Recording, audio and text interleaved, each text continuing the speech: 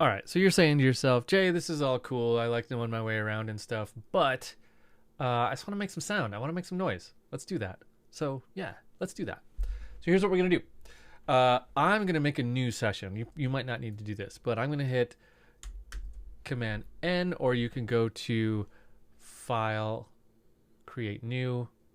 Say Don't Save. Okay. So should we use Session View or Arrangement View? Let's use Arrangement View first. So I'm going to hit Tab, Arrangement View. So I'm going to go to a MIDI track, and I'm going to make a MIDI clip. Okay. So the way I'm going to do that is I'm going to go right to the beginning, right under where it says 1, and I'm going to right on the timeline for this first track, and I'm going to double click. Okay, that's going to make me a MIDI clip. Now I'm going to go down here, and you see the piano roll editor. Okay, I'm just going to click in some notes. Okay, I'm just clicking on some spots here just for fun.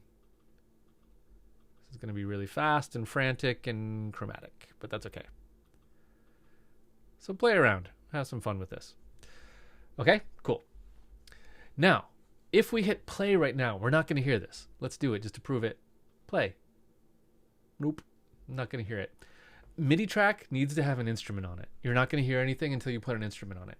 So let's go over here to our browser. I know I'm getting ahead of myself a little bit, but I just want to make some sound, right? So click on Instruments. We're going to go through all of these instruments sooner or later, but let's just say analog, okay? Let's click and drag, drop that right on that clip. Okay? Now, move your cursor back to the beginning or just click on the clip and hit play. We did it. We're making some sound, okay? From that, you can start having fun. Make some more clips. Put some notes in them. You can copy. You can paste.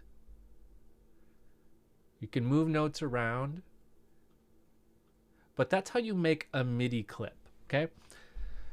So there are basically 3 ways to make a MIDI clip. We can double click like I just did to make one. We can record one in. I can hit record and then play my keyboard. Or I can import a MIDI clip if I have a bunch of MIDI clips, which I do. With audio clips, there are really 2 ways. I can record one. I can plug in a microphone and hit record and go wah, wah, wah, wah, wah, and record one. Or option 2, I can import one.